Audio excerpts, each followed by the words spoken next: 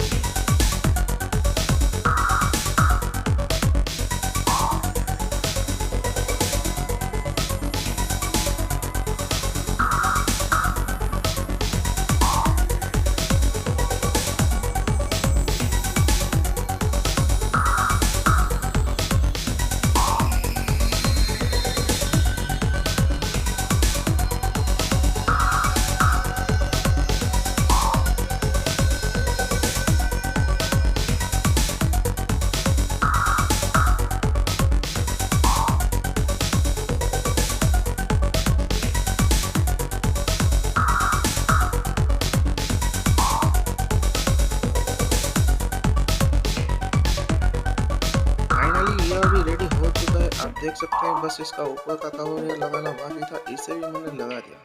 Light जल रहा है तो ये अभी वर्क कंडीशन में है। वीडियो अच्छा लगे तो एक लाइक कीजिए और चैनल सब्सक्राइब कीजिए।